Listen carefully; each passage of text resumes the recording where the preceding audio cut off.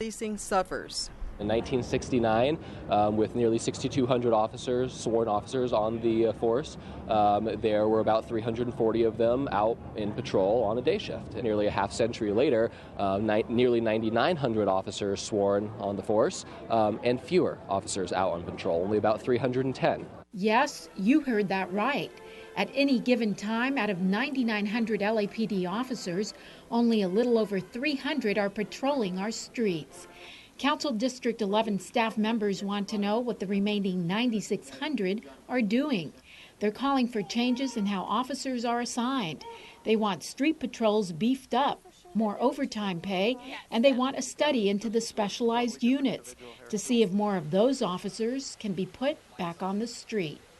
There's a special unit that manages social media, that does community engagement through social media. That could be really useful for police officers to do, but doesn't need to be a sworn police officer who could otherwise be out on patrol. Could it be a civilian? One example of the lack of cops on patrol, according to some city leaders, is the neighborhood of Playa Vista. Playa Vista was created and has continued to grow in the last 15 years, but no patrols have been specifically assigned to it, which means you won't find a lot of cops here. The fact that, as we've heard, that no additional police officers were brought on board into this community when Playa Vista was brought on board is just egregious. According to public safety experts, the city of LA would need another 2,500 officers to keep it safe. While that may not happen anytime soon, city leaders at the least want to see more of the officers we do have out patrolling the beat and keeping LA safe. I'm Anna Marcos for LA This Week. And that motion to increase regular LAPD patrols was advanced in a city council committee. The proposal also calls on the LAPD to consider dismantling some specialized units and hire more civilians to move officers off desk duty to help increase patrols. The motion still needs to be voted on by the full city council. Well, over in Baldwin Hills, LA seniors get the home makeovers they deserve. As Gil Reyes reports, it's a way of saying thanks to retired seniors who remain active helping others. For homeowner Tempe Beeman, it's a dream come true. Her beloved but deteriorating home of 27 years receives new fencing, tree trimming, and a much-needed paint job. I'm on a fixed income, and I know what it is to be a community servant, and so I see this as a blessing and God's way of blessing me for doing His work. Beeman can also thank the Spectrum Housing Assist program, an effort by cable company Charter Communications to repair homes of retired seniors who still volunteer in religious or civic groups. Around 75 Charter volunteers spent the day renovating 3 homes in Baldwin Hills, and similar spruce-ups are on the way for low-income households nationwide. We have a goal of reaching 25,000 homes, improving 25,000 homes by 2020.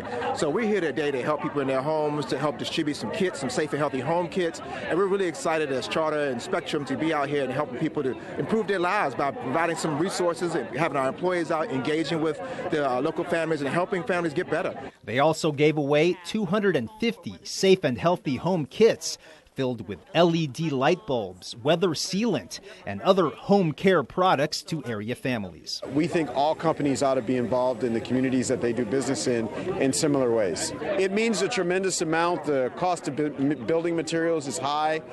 Codes are constantly changing and technology is improving. And so keeping your house up to date with all the modern retrofits and safety measures is a big task. And so to get some help from a company like Charter is a big deal. I didn't know what they were going to be able to do, or even if my application would be accepted, but they accepted it, and they're doing even more than I anticipated. Giving back to the givers, homeowners in need. In Baldwin Hills, I'm Gil Reyes for LA This Week. The group Rebuilding Together also helped with the spruce-ups. If you need assistance, you can find criteria and application information on this website, spectrumhousingassist.com. Well, you see them in other big cities, but never in LA, until now. A subterranean passageway connecting businesses with rail. Gil Reyes has more from downtown's financial district with LA's very first. Gil. Well, Yana, we are here at 7th Street Metro Center Station, the second busiest transit stop in all of Los Angeles, but also the first to link retail to rail via an underground pedestrian tunnel. You can see it right here. This is taking cues from other big transit cities like New York and Chicago. Metro board members tear down the wall to reveal an underground passageway connecting the Metro Red Line to the popular Block shopping complex. This new, short, walkable tunnel is convenient for Ashley Hart. What do you think about it? I think it's great. I mean, I work down here, and it's very close to me, so I do think that it's a great way to get there as opposed to going through the rain today. That's because until now, riders getting off at 7th Street Metro Center had no choice but to cross, on this day, a very rainy 7th Street to enter the Block Plaza, home to LA Fitness, Macy's, other stores and restaurants. With a shorter, underground option also available for Metro riders, this 25-foot-long tunnel is expected to ease foot traffic at the agency's second busiest stop, second only to Union Station. Actor and Metro rider Ed Begley Jr. plans to use it. I know I use transit a lot. I came here today on the Metro, of course. I live in Studio City, so it's very easy to hop on the subway, and I got my senior pass, so it's 35 cents to get here. Oh no, it's peak right now. Peak hour, I paid a whopping 75 cents. So they make it affordable to seniors, make it affordable to a lot of people that take more people, more miles than any other transit system in the world. And not too far from now, we'll also see a streetcar running along the corridor, once again, thanks to our partners and support from the Metro Board and voters who assisted us with $200 million to approve through Measure M. Helping to make downtown transit easier. In the financial district, I'm Gil Reyes for LA This Week. Cost of the passageway is just over $9 million, paid for by LA Metro and the Block. Well, what would bring hundreds of visitors to an event high on a hilltop of a former landfill? Well, we have a hint. The topic is hot and smelly. Ana Marcos takes us to the U.S. Composting Council conference at Lopez Canyon.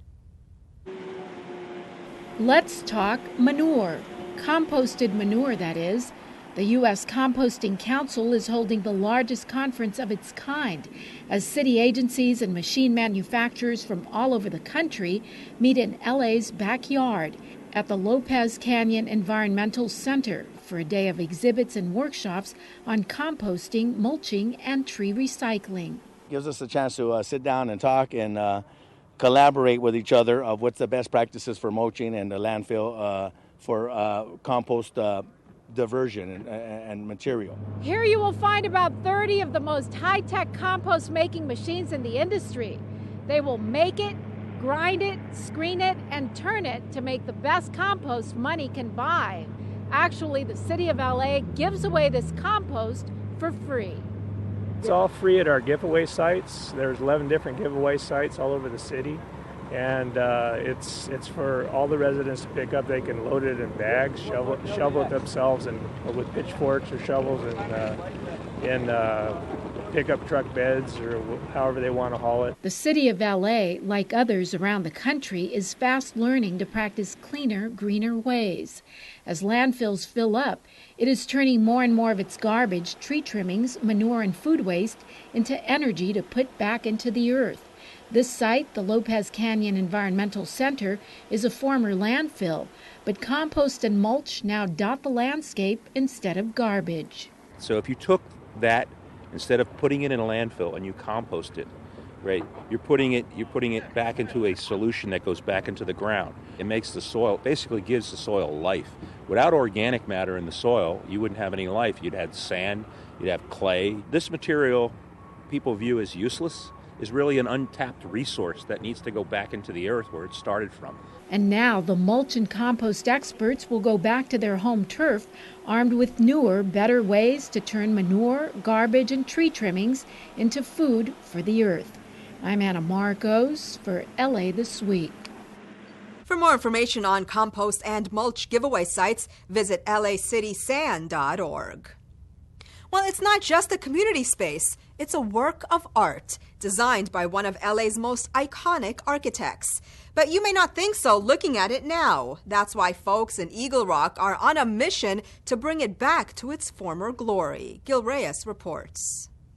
So anyways, Charlie, I think we need to start by sandblasting all this wood. I agree. What do you think? Jeremy Levine and Charlie Clark love coming here to Eagle Rock Recreation Center with their families, but are saddened by its current state. Cracked and fading walls, just part of the problem. And I'm like, we have to do something about this. We can't just let it go. And so I called my friend Jeremy, and we started talking to the city, talking to Parks and Rec. The two are negotiating with the city to restore the center to its original look. A sleek, modernist masterpiece built by renowned LA architect Richard Neutra in 1953. The pair have sought the advice of Neutra's son and business partner, Dion Neutra. Of course, I said I'm absolutely willing. I was the project architect on this building originally, and it's like my baby. In my will, I state that after my death, I would like to see a memorial service held in that building. Neutra says his dad's intention was to blend sunlight, open space, and innovation to create not just a community space, but a signature Neutra artwork, too. He wants these gray columns installed by the city removed and the old reflective pool restored. The group also wants the return of the original wide windows. The city later blocked them, either partially or totally, to help prevent shattering from vandals. All of those plywood windows can become glass again.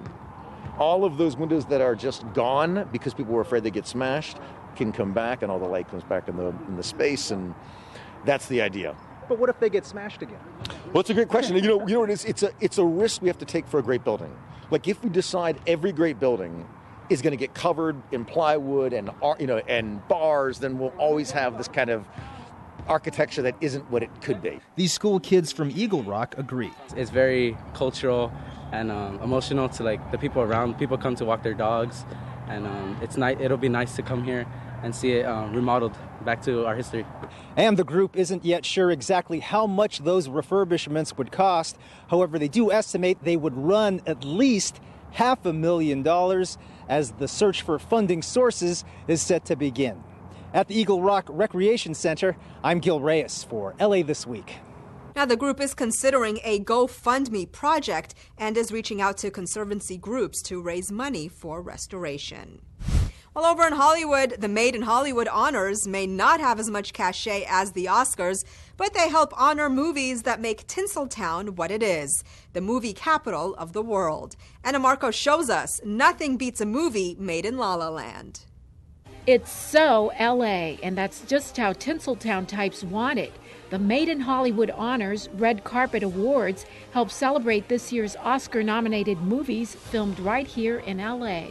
Honestly, I think the city of Los Angeles should have got a third Oscar nomination because they really were the star of La La Land. City of stars, are you shining just for me? Yep, LA's namesake movie, La La Land, which provided a little dance and musical interlude, takes top honors at this event. It's made in LA, it boasts a phenomenal 14 Oscar nominations, and it hired thousands of Angelino cast and crew members. The opening freeway scene alone used more than 1,000 actors. And we really have to thank the city of Los Angeles and Caltrans for working together with us to make that possible. We got to rehearse for a half a day, and then we came back and shot for 48 hours, not straight, but closed the freeway, I should say, for 48 hours. People actually contact me now to talk about film permitting because they saw the freeway scene at the very beginning of La La Land. Other films that clinched the Made in Hollywood Honors Award, Zootopia and Moana. Both are up for Best Animated Feature Oscars, and both hired between 600 to 800 cast and crew members. And this is a place where possibilities are endless. And maybe this award will bring the honorees good luck. Since 2011, 5 of the honorees have gone on to win Oscars. Films like Argo, The Artist, and Frozen. One of the things that made a difference in the films getting produced in LA was California's film tax incentives, which aim at curbing runaway production. We now not only have so many more producers working, but as Jane said, people get to go home and sleep in their own beds with their families. We want to make it easy for people to shoot here, and we're just thrilled to be a part of this. Tens of thousands of people are engaged with employment, and it's so important for Los Angeles to support the film industry. The hope for many is that more and more productions come back to their Tinseltown roots and get the Made in Hollywood stamp. Hollywood's film industry creates 500,000 jobs here. I'm Anna Marcos for LA This Week. And each summer, the Made in Hollywood Honors also recognizes Emmy-nominated TV productions made in California. Well, local artists are also making a name for themselves as they take part in a politically themed exhibition, the first from downtown's popular Art Walk since major changes in the White House. Gil Reyes shows us. This exhibition at downtown LA Art Walk is largely inspired by President Trump. A lot of people felt really sad after the election, and they're channeling their emotions through their art. The exhibition, entitled We the People, features the works of 17 local artists. Race and immigration are common themes. Artist Ryan Fisher's work depicts Olympian sprinter Tommy Smith. Smith giving a Black Power salute the year he won the gold. Also that same year, the Civil Rights Act became law. That was 1968, and a lot of that stuff is still being felt today and maybe not even been solved a little bit. So I think it just kind of makes you remember that, yeah, we can call it a triumph, that we kind of eradicated all the racism and stuff like that, but maybe we didn't. Artist Nisha Cha says she was inspired by recent demonstrations led by women and people of color, many of whom felt insulted by the president's speeches. And they have their kids on top of their shoulders too, and they're really innocent kids, like they don't know anything, and they're just smiling as I try to put frustration and pain in their eyebrows and in their faces. I think satire is a good thing because we all need humor. So if we can make fun of what's going on in a clever way, I think that we can make a change. Art Walk holds one event every month with a different theme. Art Walk has been around for 12 years, and one of the things we have always prided ourselves in is diversity. It's one of the things that Art Walk is well known for. We have a lot of emerging artists as well as well-known artists who are very effective when it comes to political expression. At a time when they have a lot on their minds. From downtown LA Art Walk, I'm Gil Reyes for LA This Week. Artwork is held in downtown Los Angeles on the second Thursday of every month. Well, it was a day spent pounding the pavement to honor fallen heroes. As the second annual Run to Remember Marathon took off, Anna Marcos takes us to the race course. They take off in several waves. And it's off to the races as the Run to Remember Marathon hits the streets. The marathon honors law officers and first responders who have died in the line of duty. I think this is a time in our history when it's important to recognize the sacrifices of cops and firefighters and to remember that they're your neighbors, they're your friends, they're the best of us. This missing man formation by flying choppers also pays tribute, as do the flag wearers and flag wavers of all stripes. Today's special. We've lost some in Inglewood. I know every city has fallen officers, so we're here to support. Every morning when a police officer or firefighter leaves their home, leaves their wife and their children behind, they never know if they're coming home that day. All told, more than 5,000 are helping raise money for a good cause with this event. Among them, close to 1,000 LAPD officers, more than 400 sheriff's deputies, kids' youth groups, firefighters, park rangers, even cops from as far away as New York. Of any department, of any badge, really, truly appreciate everybody putting their life on the line to protect us. And regular citizens are running for personal reasons as well. This is our second run together, and we're just running for, our mothers. They both had cancer, and, it's special for us because we're running for them. But many here know that the medal that symbolizes the end of their race also honors the end of watch for those who died in the line of fire. I'm Anna Marcos for LA This Week. Runners ran either the half marathon or the full 10K in the event. While the community gathers to mark African American Heritage Month, a busy intersection in Glassell Park just got safer, and a group of young people urged the city to put some resources into their future. All these stories in City Beat. Community members, city officials, and people of all faiths gathered at the AME Church recently for a worship service to commemorate African American Heritage Month. We've set aside this month to commemorate all the achievements of the many black people throughout history, from slavery to 2017. As part of the celebration, civil rights activist Dorothy Height was also honored after being named the 40th U.S. postage stamp in the Black Heritage Forever series. Dorothy Height's a civil rights icon in America, and it's huge not only to celebrate her life, but she's a historical figure, and we can relive her history through this stamp. Community members, Council District 13 recently dedicated a street overhaul on Fletcher Drive at Astara Street, adjacent to Irving Middle School in Glassell Park. The improvements include sidewalk rehabilitation, new bike lanes, a new turn lane, and the planting of 140 trees along the street. The project here just improves the safety for all users of Fletcher Drive, whether you're a cyclist, whether you're in a vehicle, or whether you're a pedestrian. The LA for Youth campaign gathered at City Hall holding a sign that read, "Love the Youth." The group is calling on city officials to create a youth development department, which would include youth centers, community intervention workers, and help in finding jobs. Members of the campaign shared personal stories and delivered to the Los Angeles City Council a copy of a motion requesting for the department's creation. Well, it's a place to enjoy mouth-watering fusion of ancient native recipes mixed with more modern dishes south of the border. A new restaurant opens its doors near downtown LA, and Marcos takes us there. El Pueblo de Olvera has a new restaurant on the block. Step into the Chihuacle and you travel to southern Mexico. Wait, hold on, what was that? Chihuacle? Chihuacle is a Oaxacan pepper. We make a very special mole with that pepper, chihuacle. This pepper is very special and unique. It starts as a yellow pepper, then red pepper, and then black pepper. So like that pepper, our restaurant is very unique. And that's not all. The restaurant serves ancestral recipes and flavors from Yucatan, Michoacan, Puebla, and Oaxaca. We already know they serve plenty of mole.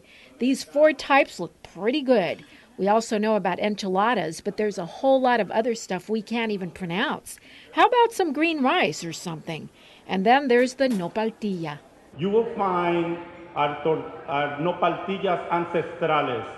That is something new that we have not seen here in Los Angeles. It is a 2-tone tortilla, half nopal, half non-GMO corn. The restaurant owner wants to combine food, art, and culture and wants you to enjoy it all. It's a place where you can come to savor the food, enjoy the conversations, talk about your day, put your cell phones down, look at the art, listen to the music. Chihuacle will form one of the cornerstones of a brand new development in El Pueblo that will feature churches, museums, restaurants, shops, and much more, along with pedestrian-friendly walking streets. We're really joining the leagues of every other large city in celebration of our roots, of where we began with the pobladores. So chomp down on a piece of history and enjoy those ancestral flavors. I'm Anna Marcos for LA This Week. Chihuacle restaurant is located at 103 Paso de la Plaza in El Pueblo. Well, lace up your running shoes for a good cause. Get up close and personal with all your favorite Harry Potter memorabilia and get your heart racing with some exciting action on the ice. All this in this week's Things to Do.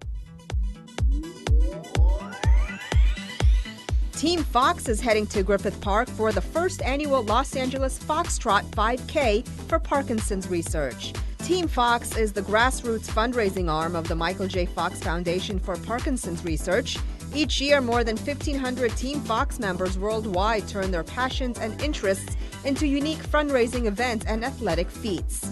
Since its inception in 2006, members have raised $15 million for Parkinson's research, helping the organization achieve its mission to speed new treatments and ultimately a cure for Parkinson's disease. Come out and join Team Fox at Griffith Park and Run toward a cure on Sunday, March 5th.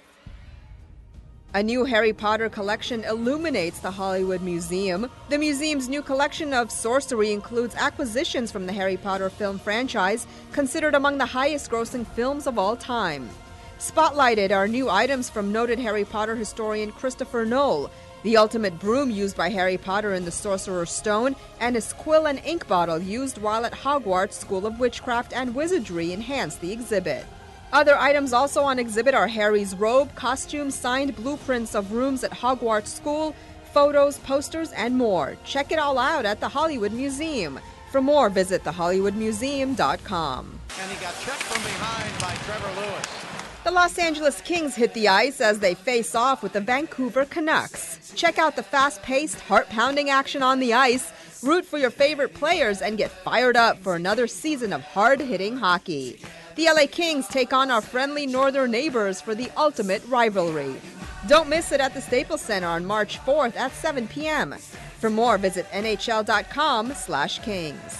And that's a look at some things to do. Well, that's going to do it for this edition. I'm Yana Kane from all of us here at LA This Week. Thanks for joining us. A reminder that you can catch us online at lacityview.org. You can also follow and like us on Facebook. We'll see you back here next week for more of LA This Week.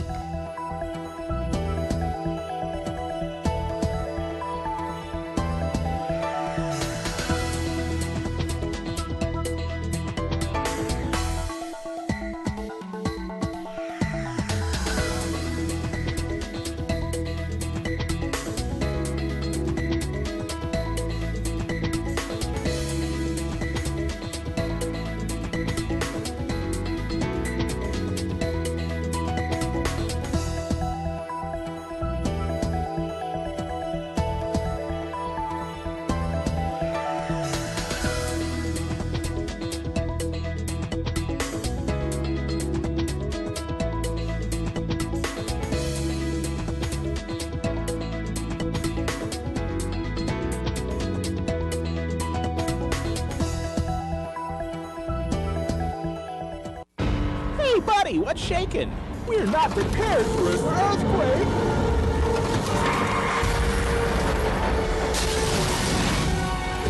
I love the rain, but we're not prepared for a flood.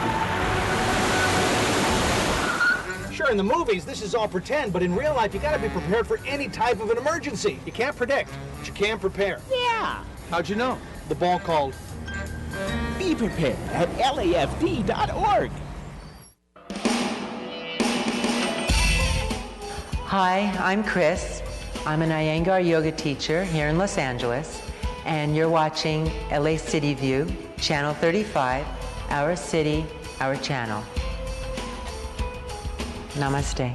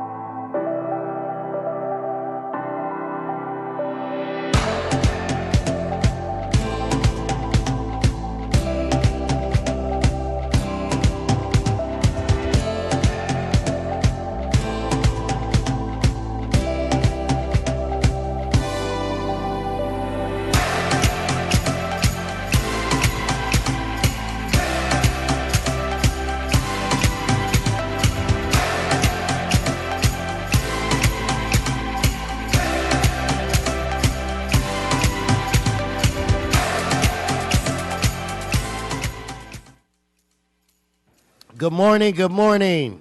Shh. I want to welcome you to the Los Angeles City Council. It is March 3rd, and today is Friday. Madam Clerk, I believe we have a quorum. Would you please call a roll? Blumenfield, Bonin, Buscaino, Cedillo, Englander, Harris Dawson, Weezer, Koretz, Krikoria, Martinez, O'Farrell, Price, Rue, Wesson, 10 members present and a quorum, Mr. President. Thank you. First order of business. Approval of the minutes.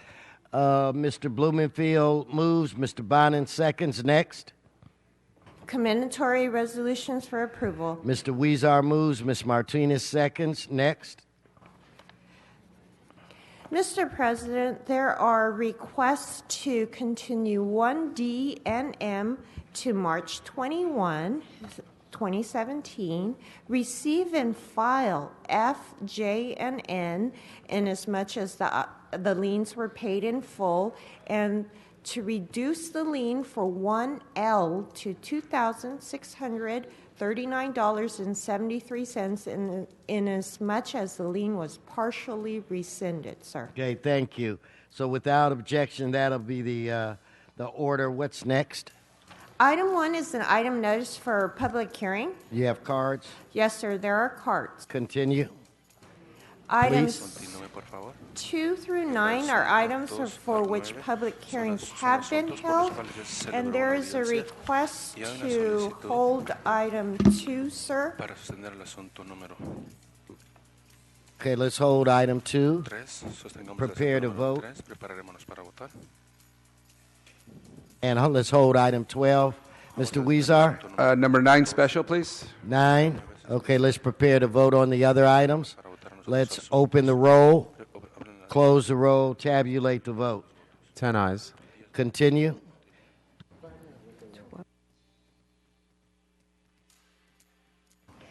Items 10 through 16 are items for which public hearing has not been held. 10 votes are required for consideration, sir. Okay, so without objection, those items are now before this body. Mr. Rue? 11. Item 11. And I'm sure you have cards on the remaining items, correct? Yes, sir. There are cards on all of them. Okay, so that brings us where? To the special meeting, items called special or presentation, sir. Okay.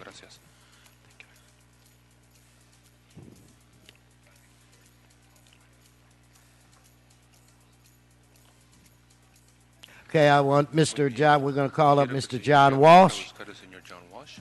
Mr. John Walsh.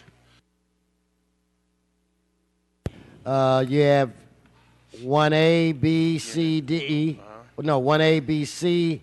You have 10, 11, 12, 13, 14, 15, 16. Yes, Mr. Walsh.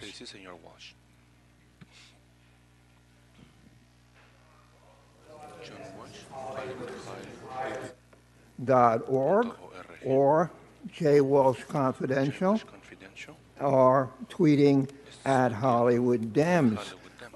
As far as the agenda is concerned, number 1, this concerns building and safety. Again, you do an excellent job in building and safety. I'm not one of those old white guys. Crooks. Everything you do is wrong. I'm not that kind of white guy. Ask any minority. I'm not that kind of white guy. And then we go to skip down to number 11. This traffic on Highland Avenue is out of control. Traffic is out of control. Community education and outreach in District 9. It's $500,000 going to the Central American Group. God knows what they're going to do with it. Appointment of Scott Ross to Integration and Performance Commission.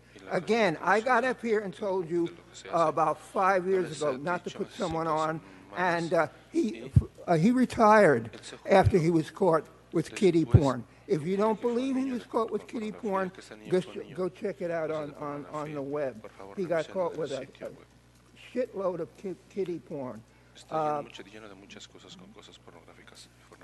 And then we go to 15. suspending parking enforcement restrictions. You suspend restrictions if you get paid off. To prepare a defensible analysis and fee schedule for projects which in lieu of fee option under Measure JJJ. Again, if you want a favor from these people up here, you must give them campaign contributions or office holder account money. And it's a bargain. You give them $500 and here it's $50,000 deal. Everybody knows the rules. Okay, you can have your 35 seconds. I'm not those guys who speak every single second. You can have it all. And I just want my 1 minute. This is on vote no on Measure S in 2 major newspapers. This is the article in the LA Times, and this is the advertisement in Hollywood Press, the beat-off rag. It says right here underneath these ladies' breasts, vote no on Measure S. They paid for it. So if you're in favor of jerking off, just check the Hollywood Press, and then on the back, the ad they took in the Hollywood Press, vote no on Measure S. And I'm telling you right now that if this thing passes, if this thing fails, I just want the Jews to understand that you can't even trust your own people. Paul Koretz owns a multi-million-dollar condo in West Hollywood, and he lives in a rent-controlled apartment. Thank you, Mr. Previn. Eric Previn will be next. Give me his items on the screen. Okay, 1A, 1G, 1H, 1L, 1M, 10, 11, 12, 13, 15, and 16, Mr. Previn. Thank you, Council President Wesson. It's Eric Previn from the 2nd District, and I am running for the office of Mayor of Los Angeles. Sir, on item number 1A, which is a CD7 matter. Of course, we have a vacated seat, so that means you, sir. There's a gentleman over here who wants to speak to your district about, he feels that this is a problematic charge on him. And in connection with all those charges, I just wanted to say for today, very quickly, item 1, Mitchell O'Farrell is really doing an outstanding job. 19,000 liens against his constituents in one day. This tops you, your vacated seat, CD7, and your treasured partner, Mr. Harris Dawson, who have totaled in the 3 districts only 16,000, but he has managed to find $19,000 out of his poor Angelinos. So that's really too bad. But the one that caught my attention looks like we have to really kind of defend $1,000. And I can see, because I looked at the picture, there's a vacant lot. And so the cost is apparently to put a little chain link fence up around it. It still looks pretty bad, quite frankly, according to Google. But if I were you, sir, I would see who's charging you so much for that amount of fence, because it's a bloody ripoff. And I just don't understand what's happening over there. Item number 10, I think it's time to say thank you once again to you, sir, for a $300-and-something thousand median project from AB 1290 funds. Thank you, but of course, during a homeless crisis, is this really ripping out a median and putting in a new one? Is that what you want to do? I don't know. Item number 11, David Rue is jumping into the Vision Zero, actually doing something nice as opposed to perniciously taxing people by putting up a little speed feedback reader. Those are useful to residents. CD6, we have what can be described as a pogrom of oversized vehicle blockades against people in Van Nuys. Thank you to Martinez. Bonin got one in just to put his name on it, and then O'Farrell picked up the other 4 co-sponsorships there. Problematic, I would say. Item number 15, we have, what is it? It's a temporary suspend. Yeah, I can't read my own handwriting, sir. I'm going to have to pass on that particular item. But item number 13, certainly I remember, is the Innovation and Performance Commission. This, sir, you have to be a relatively low-level offender to get on this commission, but kudos to Mr. Davis for stepping off and Mr. Roth for stepping on. I assume that they will do all of the work for this council that is expected and required. So let me see if I can possibly identify what I meant by item 15 there, because it was a... Oh, yeah, it's a temporary suspending the parking enforcement restrictions. Well, that's helpful. Here's a thought. On the way from in Studio City, I drove 2 miles yesterday, and I witnessed 3 citations against ordinary Angelenos. 3. 2 by parking guys and 1 by a motorcycle cop.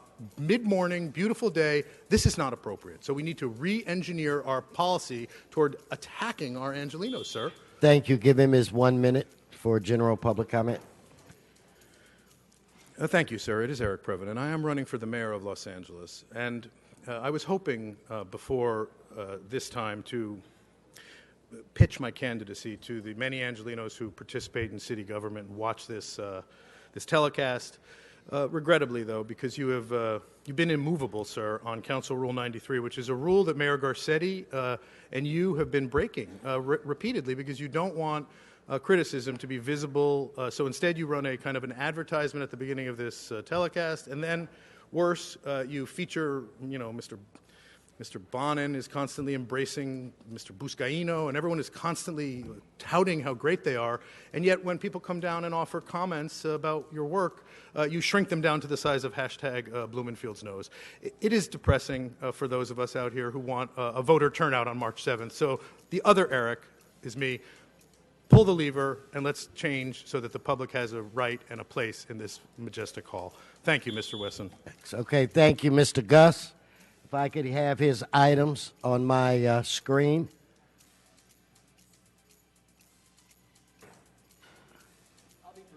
And is that 1A, B, C, D, 1F, 1G, all of the ones, 11, 12, 13, 14, 15, 16. Yes, sir. Okay. Good morning, council members. For identification purposes only, I'm Daniel Gus. Speaking for myself, I have the #1 most read article on City Watch LA again this morning. My brand new article, most read. Stay tuned for that. And I asked the question, where is Curran Price today? He hasn't been here in a week. Okay, let's get on topic. I am doing that for identification purposes only, like you let Mr. Walsh do. Item number 13, it says, this appointment is made upon the nomination of the Personnel and Animal Welfare Committee, which hasn't held a meeting in weeks. So has this good person been nominated yet? I mean, has he been approved by the Pause Committee? Why are you voting before he's actually been approved by the Pause Committee? Do you want me to explore that? Why are you voting on a nominee who hasn't been approved by the Pause Committee? There is a story there, and I will tell it if you approve it today. Item number 12, about a more than $1 million fund offered by Mr. Price. I guess the question is, why was this not done? Why was this good allocation of money not done prior to the Los Angeles Times endorsing Mr. Price's opponent, Jorge Nuno? If the city of Los Angeles, if Mr. Price wanted to help these undocumented people, why did he not offer this $1 million plus in advance of the LA Times endorsing his opponent? I look at item number 12 with great cynicism. If you want to do the right thing, and I think this is the right thing by Mr. Price, it's the timing that concerns me. It's the cynical timing of this allocation of $1 million to help undocumented people get legal assistance. The question is, why is it being done now? Why wasn't it done when the city and county teamed up to contribute $10 million before the Times endorsed Mr. Price's opponent? It is a cynical expenditure of money in a good direction. I'll go to my 1 minute general comment. Let's give him his general public comment. Council members, public, voters, people watching on Channel 35, my name is Daniel Gus. Speaking for myself, I have a brand new article that is immediately the most viewed on citywatchla.com. It is titled, LA Sentinel Throws Up Smokescreen for Councilmember Price on the Bigamy Mystery. I wrote this article because the LA Sentinel did not tell the truth to its readers. I prove in this article today that Councilmember Curran Price was and appears to still be married to 2 women, and that Mr. Price knew about it. The article shows they were married, Mr. Price is married to his second wife sometime prior to 2009. The article shows that Mr. Price was still trying to divorce his first wife as late as 2012. That is bigamy. He did it deliberately. He did it with malice aforethought. And I also show how by skirting the issue, he lied on all of his Form 700 ethics forms. Thank you. Thank you. Mr. Spindler, Wayne Spindler.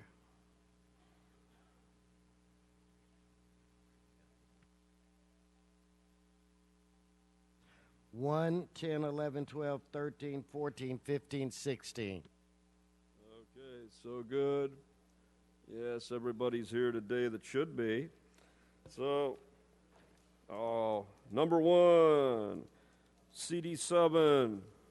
No liens in CD7. CD7 is ran by the chair. The chair right now, Herb Wesson, is running CD7 office, but he's putting a lien for $3,000 on somebody's back. You got the power, use the power, dismiss this lien, or give them a substantial reduction immediately. Then we have CD8, a $700 lien for Marquise Harris Dawson.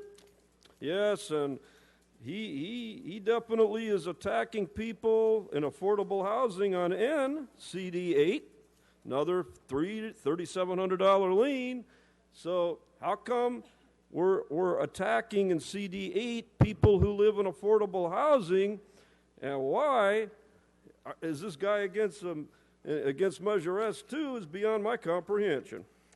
So now, a bunch of other stuff we've got in here which, nobody's paying attention to. We've got parking restrictions for oversized vehicles. Well, what does that mean? It means is that in the city, they come by and they tear down your apartment building you're living in. And then you move in a camper or you move into your car. You start living in your car. And then you got to park on the streets because you can't park on private property, you'll be arrested.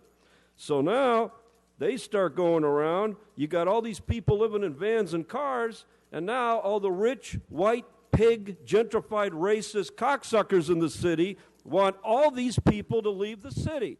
They don't want the homeless now to be in the city. They don't want them having a car. So what they do is they create parking restriction areas for oversized vehicles. They just happen to be no more than 22 feet long, and they just happen to be no more than 7 feet tall. In other words, they're called mobile homes. But they don't want to call them mobile homes because if they do, they're going to be stopped by an injunction. They have over 100 of these zones all over the city. So now I'm calling on Carol Sobel, I'm calling on the ACLU to go to federal court and get an injunction and let these people park their mobile homes because they're living in their mobile homes because these guys here on the Horseshoe take millions of dollars from developers and destroy their apartment buildings and put out people in the streets that used to live in beautiful apartments, but now they got to be out in the streets for these multi-million-dollar developments. And that's why they're homeless, and that's why the city don't give a shit about people. Thank you. So now you're 1 minute, Mr. Spindler. Anyway, I don't know. I'm looking around here. I don't see certain councilmen here today. MNOP, nobody here. What starts with a P. So I noticed that some incumbents are not being endorsed by the Times for re-election. Let's see here. Yes. Why is that? Because this body has gotten so corrupt that you can't even get the Times to endorse you for re-election. That's sad. So finally, we got a choice. We have a chance. Yes on Measure S. Measure S protects the affordable housing, the rent control that I just mentioned. You want to live in a camper and be restricted in living in your camper, then you don't support S. You want to stay in your apartment, live in the city, yes on Measure S, and thank you to the AIDS Foundation of Los Angeles. Thank you. Thank you. Okay, that's Mr. City Attorney. We're going to close our, section on multiple items. So that comment period is closed.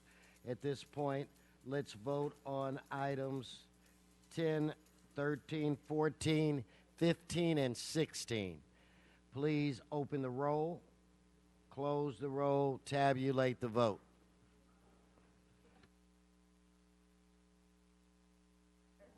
$11 ayes. Thank you. Okay, let's go to Madam Clerk. We're going to do item 11. It's my understanding we have 2 votes on this item. You want to walk us through it? The substitute motion has been posted and circulated, and you are correct, sir. 2 votes are needed. Okay, the first vote, Mr. City Attorney. Let me just state for the record, it's a technical amendment on the funds this money's coming from. It's not substantive. Okay, so let's do the first vote then. Let's open the roll, close the roll, tabulate the vote. 10 ayes. Now we'll vote on it as amended. Let's open the roll, close the roll, tabulate the vote. 10 ayes.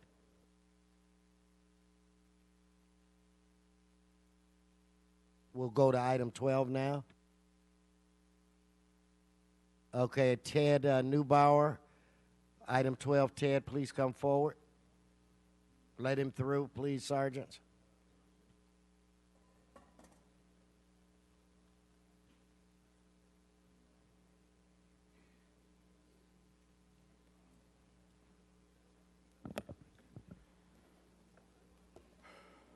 I'm in favor of Proposition S.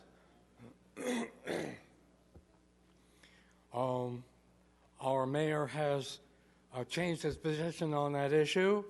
According to my information and belief, he used to be in favor of it. Now he's against it. Has somebody sold their soul?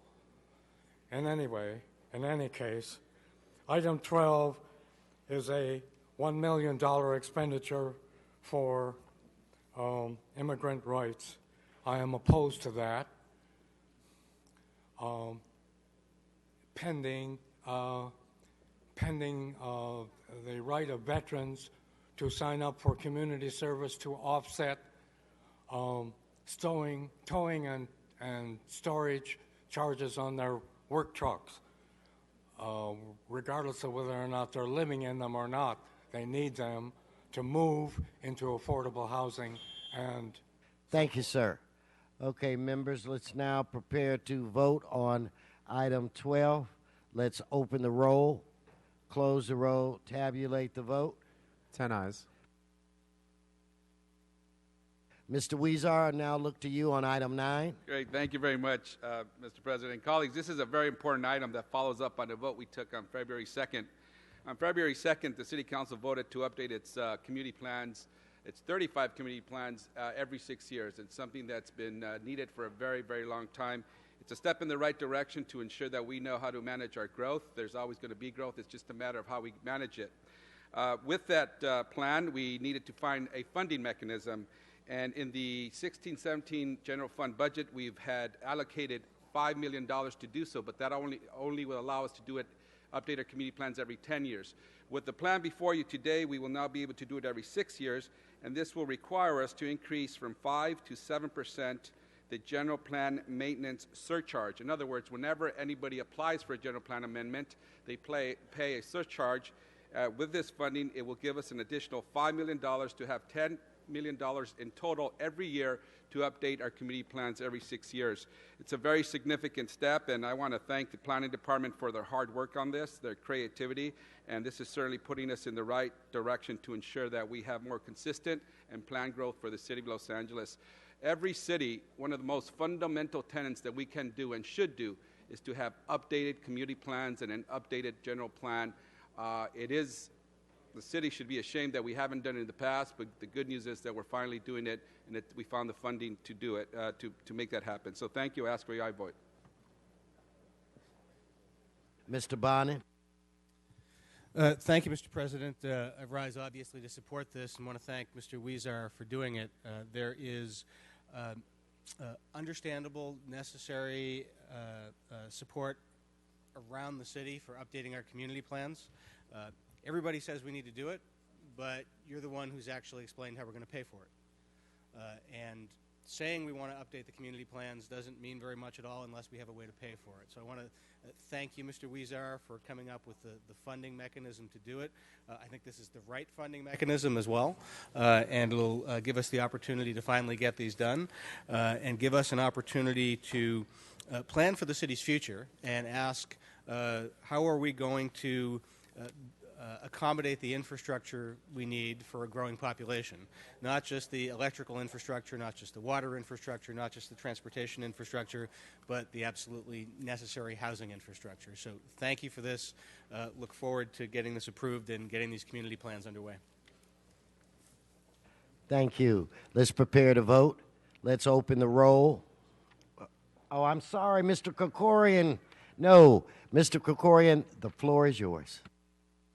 I just wanted to rise in strong support of this measure. This is a step that we've all wanted to take for many years, and Mr. Weezar has kind of led the charge on this, and I think all of us realize the great importance in each of our districts of having updated community plans. We've been frustrated by our inability to do it, and I think this is an appropriate way to fund increasing the pace by which we update the community plans, and it will produce a great benefit for our neighborhoods as well as people who want to invest in Los Angeles, who will be able to know finally without ambiguity what they are entitled to do, what they're not entitled to do. It'll create greater clarity for our neighborhoods, greater clarity for the investment community, and so I want to rise in strong support. Thank you. Okay, let's prepare to vote on this item. Let's open the roll, close the roll, tabulate the vote. 10 ayes. Can we recess the regular and move into the special, please? Yes, sir. Blumenfield, Bonin, Bluscaino, Cedillo, Englander, Harris Dawson, Weezar, Koretz, Krikorian, Martinez, O'Farrell, Price, Rue, Wesson, 10 members present and a quorum, Mr. President. Thank you very much. So what items before us?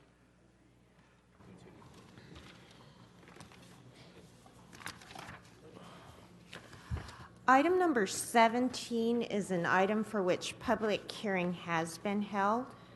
Okay, so let's prepare to vote on that item. Let's open the roll, close the roll, tabulate the vote. 10 ayes. Okay, now if we could, that's the only item in the special? Yes, sir. Let's adjourn the special, return to the regular. Mr. President, may I make an announcement for item 1? I did not hear you.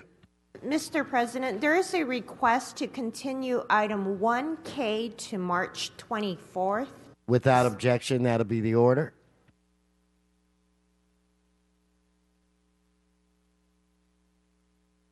We're going to, now I'm told there's a request to continue 1A as well for 2 weeks. Mr. President, 2 weeks is recess, so... Let's make it March 24th. March 24th for 1A, yes, sir. Thank you.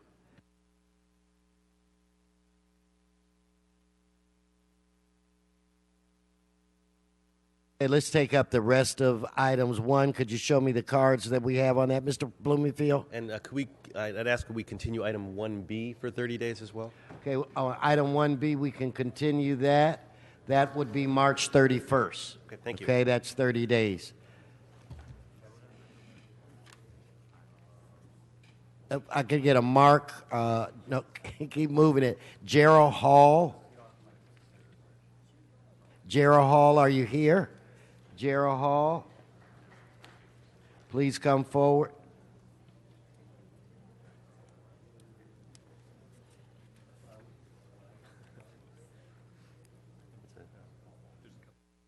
Go ahead, sir. Good morning, Mr. President. I just wanted to bring the attention of the council to just the homelessness of the veterans that are going on, and basically that we have to always make sure, this is off kilter, but to say that we keep an eye and an ear open. It's amazing to be in a council place where nobody pays attention to you nor listens to what you have to say. And a lot of people smile when we're trying to get things going on. And just Mr. Hall, this is on item 1I. So you have to speak to that item, item 1I. I've said enough. Thank you, sir. Well, then, thank you. Okay, let us prepare to. Do we have any more cards on item 1?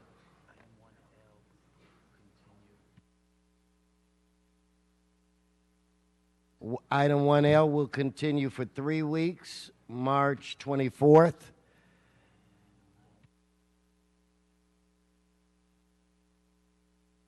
Okay, if I can have Mark Barton.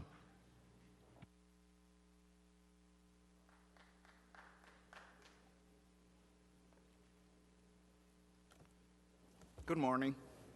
I'm here on 133 South Union. This case is about one little chicken storage, that's not even worth $500. Anyway, this is the first time that this $2,600 in late fees have appeared, and it's totally unreasonable. $2,600 in late fees for a $660 bill from Building and Safety. There is something wrong with our system that we got to do something about, because this is just, what is this? I need you guys to take care of this so you don't have to hear from me again. Thank you. Thank you. Okay, let's prepare to vote. Well, we did continue item 1L for 3 weeks, March 24th. Let's vote on what's remaining. Let's open the roll, close the roll, tabulate the vote. 10 ayes. Okay, we want to do item 2. We're going to continue it, but if the city attorney could come and make a brief statement. Please come forward, identify yourself. City Attorney's Office, our office is recommending that an amended motion be made to correct an error to the Community Plan Implementation Overlay Ordinance. Specifically, the following language was left out of Guideline E2B of Appendix D to that ordinance on page 139. 3 bullet points that read at the end of the paragraph, 136-inch box tree every 20 feet, ground cover on 80% of the surface area, a raised planter 3 feet in height and 2 feet in depth from exterior wall to soften the parking wall. Thank you. I'll make a motion to agree to the changes. Mr. Englander seconds. And so that will be continued until Tuesday, and that would be March 7th.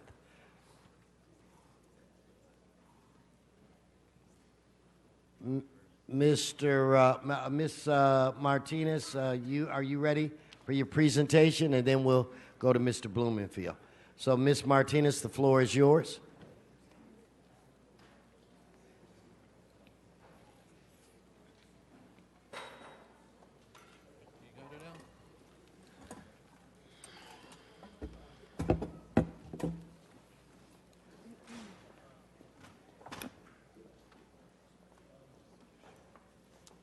Take off your badges.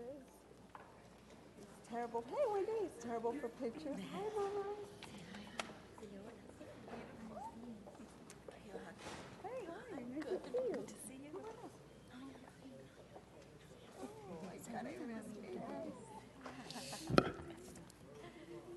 Sorry, I have baby fever. Good morning, colleagues. March marks the start of Women's History Month, at a time for us to reflect on the many accomplishments that women in our country have contributed. 2017 is shaping up to be a monumental year for women.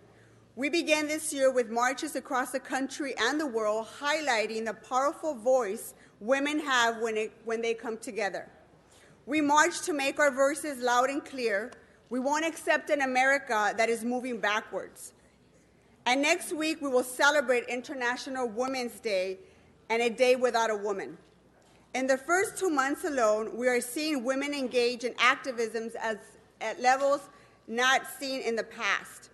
For this alone, I'm excited for what the future holds.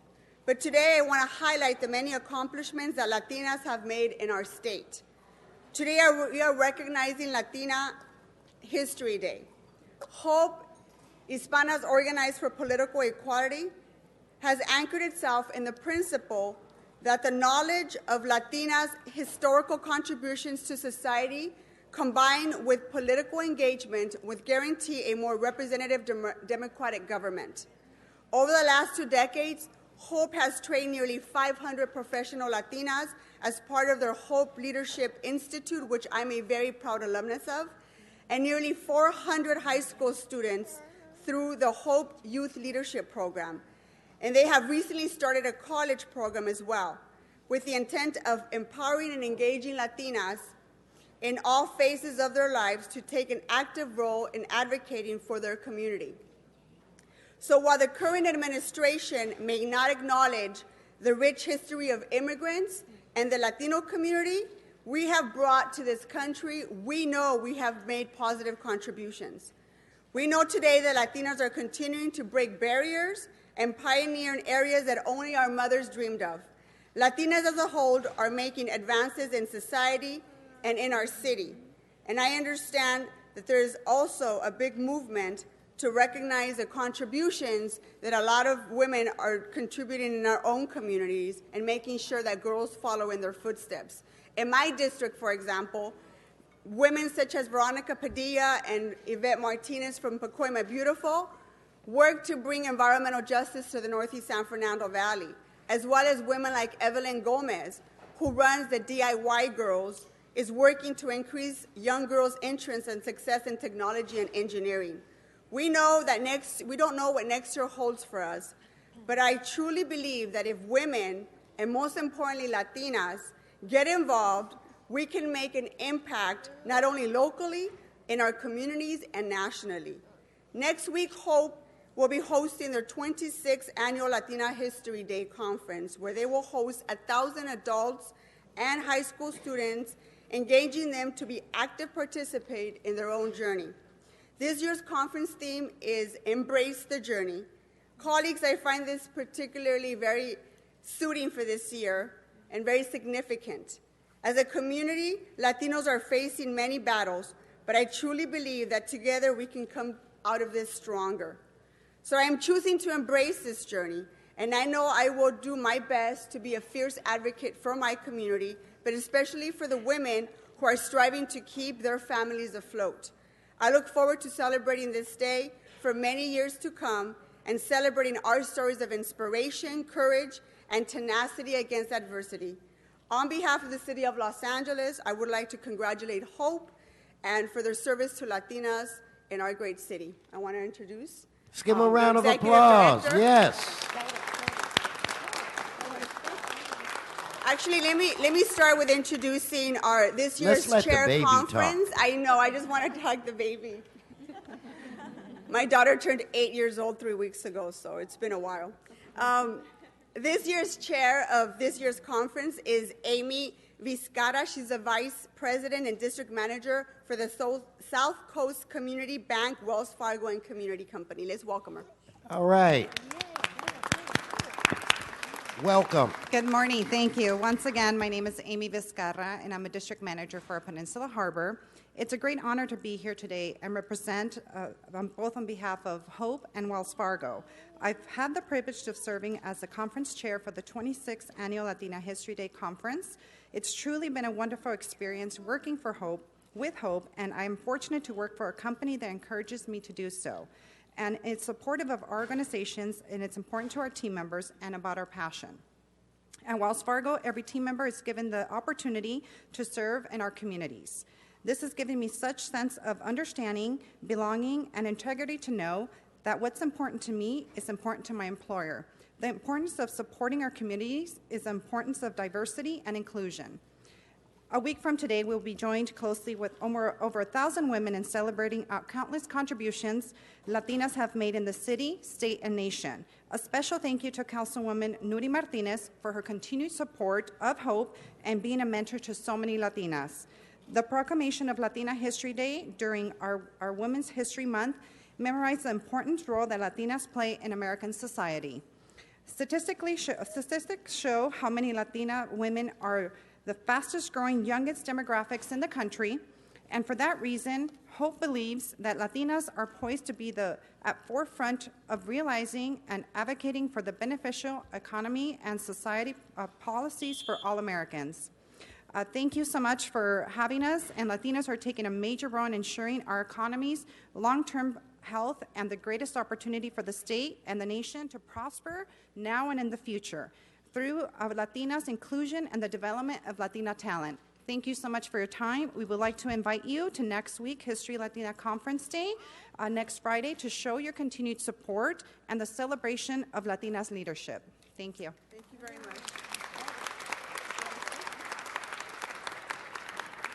Mr. President, I'd like to introduce the Executive Director of Hope, Helen Torres. Wonderful. Let's give her a round of applause. Welcome. Thank you. I appreciate that. Wonderful City Council members, thank you all for signing up as honorary co-chairs of our conference. All of you have been very supportive. I do hope that we will see you next week, as we will be hosting a lot of your Latina constituents at the Biltmore. I do want to give a special thank you to Councilwoman Nury Martinez. Ever since she has joined this council and before as a school board member at LAUSD, she now has only shown strong leadership for all communities, but she has always held a special place for Hope in making sure she was mentoring the upcoming leaders. I would lastly like to invite all of you to take our meetings in the next couple of weeks as we launch a very important report called the Economic Status of Latinas. It is a snapshot of how Latinas are doing in the nation, in the state, and we also did surveys of over 500 Latinas regionally. I am sad to report that Los Angeles City and County has one of the highest rates of disproportionate wages for Latinas here. We make less than 35 cents per dollar. The only other region is the Bay Area, where that's closer to 32 cents. So as we celebrate our accomplishments, as we celebrate our unity as leaders and making sure that all of us prosper, we know that we have a lot of work ahead of us. So I join with all of you to not only celebrate Women's History Month, the contributions of Latinas to this great state and nation, but look forward to the work ahead. Thank you very much for your time. Thank you.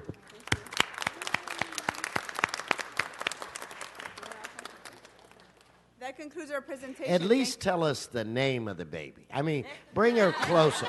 Come on. And who do we have here, and how old is she? And she looks, look at that. Hi, this is Frida Valentina Garcia, and she is a year and 9 months. All right, Yeah. smile. All right, let's give them another round of applause. Thank you all. And again, thank you, Miss Martinez.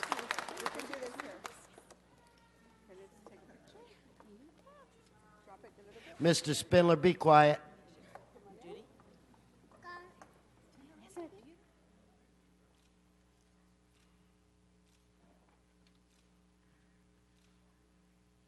Okay, thank you. And as they're leaving, Mr. Blumenfield, are you prepared to move forward with yours? Mr. Bob Blumenfield with our next presentation.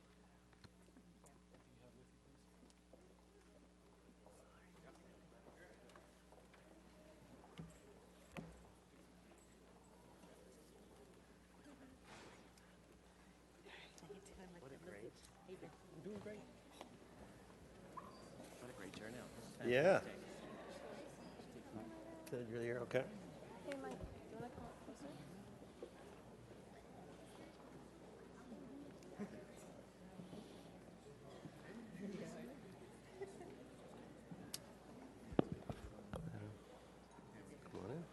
Got a great group here. Fantastic. And you're joined by a friend of this council. Yes. So, colleagues, you know, this morning when you woke up, I'm sure, like many of you, you were eager to wake up and turn to your spouse or significant other and say, "Happy Open Data Day, honey." Yes. I did that. Yes. It's what we all did, because today is that day, the day we've been waiting for all year. Today is Open Data Day here in Los Angeles and across the country. Yeah. So I want to start this presentation by doing a special thanks to Controller Galprin, to the General Manager Ted Ross, Todd Sargent from the Innovation and Performance Commission, all the tech leaders who have made this day possible here in Los Angeles. We have amazing partners on open data in Los Angeles. We have Compiler LA, California Policy Lab, Civic Tech USC, City Grows, California Data Collaborative, and Hack for LA, who's very well represented here. Now, open data is not something that we can take for granted. It's not something that was even heard of in the city before the mayor came in with his vision and the controller with his vision, all of us working together to push this city forward. We were, prior to this, we were very much the definition of a closed data city. But that has changed dramatically over these last few years. We have created one of the most transparent and accessible local governments in the nation.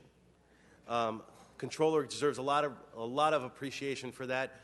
Getting all of the data that we have, every economic data. You want to find out anything about where we spend money in this city, you don't just have to ask that question. You don't have to do a Freedom of Information Act or any sort of any special request. You just go online and you click it. And that is extremely important for our community. Open data is not just a privilege anymore. It's becoming the right for communities. Justice Brandeis said sunshine is a great disinfectant, and I've always liked that quote. But when you talk about open data, imagine all the sunshine you can jam through fiber and copper wire, and when you run that through a city, you don't just get a disinfectant, you get accountability. You get a city that is accountable for all of its actions. And doing it's not easy. When we first started this, we talked to the different departments and talked about, hey, we've got to get our data up online, warts and all.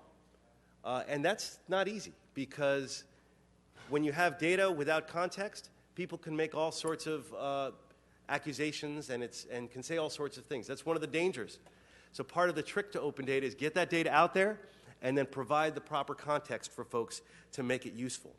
And that's one of the great things that our nonprofit groups here are doing. They are taking the data that we have and incorporating it, those statistics, to create useful products. We have Hack for LA. They're taking our parking data, and they're making it. They're gathering it all up, basically running it through various algorithms and figuring out where we have outdated parking regulations and how that can be changed. Cities across the country are doing this. One of my favorite examples is in Chicago. They had data about where their snowplows go, and somebody put together a little Waze-type application so you can get from point A to point B when it snows using the data about the snowplow. Not a problem we thankfully have here in Los Angeles, but we have other issues where our data can really make a difference. Not just our data, but other data, like about food deserts. Something else Hack for LA is working on, finding out where the food supplies are, where they need additional farmers markets, running those algorithms. Open data fosters innovation. It fosters taking us to that next level as a city. So I'm just thrilled to be part of it, and it's part of the bigger vision, certainly that I have, and I know that the controller and the mayor and most of us here share, which is we want to be the most connected city in the nation, if not the world. And part of that involves getting our data out there, and warts and all, get it out there, and then let's make good use of it. So with that, I'm going to turn it over to our city controller, who has been just leading on this effort, is on the cutting edge of this. And without further ado, Mr. Ron Galpin. Let's welcome our controller. Thank you. Mr. Galpin, you are always welcome here. Thank you. Good morning, Mr. President. Good morning, Councilmember Blumenfield. Thanks for welcoming us all into Council today to mark and to celebrate International Open Data Day. Kudos to you, Councilman, for all the great work that you've been doing as chair of the Innovation, Grants, Technology, Commerce, and Trade Committee, really helping to make Los Angeles a leader. We really appreciate that. As the council member mentioned, Open Data Day is an annual event that promotes awareness and highlights the importance and uses of open data in improving communities worldwide. This year's International Open Data Day is Saturday, March the 4th, and so we're doing this today. And we are actually one of 300 cities across the globe that is celebrating Open Data Day. And it is wonderful that Los Angeles is declaring this as Open Data Day.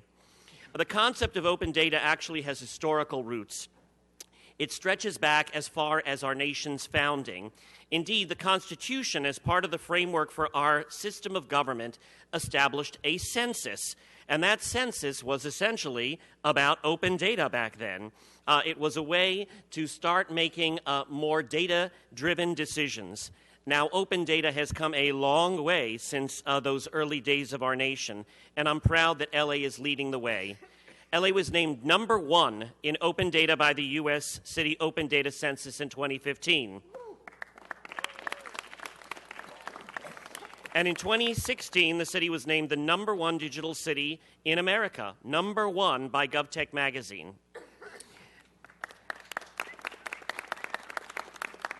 And most crucially, we've gone beyond merely collecting and publishing data to using it to improve the lives of our fellow Angelenos. Now, while some in Washington seek to peddle alternative facts and to backpedal on transparency, we in LA are embracing transparency and open government and opening our doors to technology and innovation. And only by sharing our information and allowing others to help us with it can we stay on the cutting edge. Our data is making a difference in transportation, public safety, sanitation, water, and power, and the revenues and expenditures of the city, of course, are all online. It helps our government make much better decisions. And to engage the public, it has the power to renew people's faith in government when they know that everything is there for everybody to see. The Comptroller's open data set alone has attracted 7 million page views, and that's staggering. And only half of them are from my own staff. By the way, it should be noted that you mentioned the importance of having context for open data. And I remember when we first put the open data out with everything the city buys, one of the line items was for a Rolls-Royce. And, of course, the city has aircraft parts and needs aircraft parts for its many aircraft, and Rolls-Royce makes engine parts. And so I was asked, though, who in the city is driving a Rolls-Royce. So I certainly just told them to call the council president. The control panel that we put out in the fall of 2013, of course, has all of our purchases, hundreds of operating indicators, metrics, and much more. By the way, you can download it, you can save it, you can Facebook it, you can tweet it, you can share it, and we also have tools for app developers. And we also have now 5 data panels, including the Property Panel LA, Economy Panel, Utility Panel, Geo Panel, with mapping, with visualizations, with business intelligence tools being applied to these, with dashboards, and with infographics. We couldn't have gotten here today without the leadership of ITA's Ted Ross. Please give it up for Ted.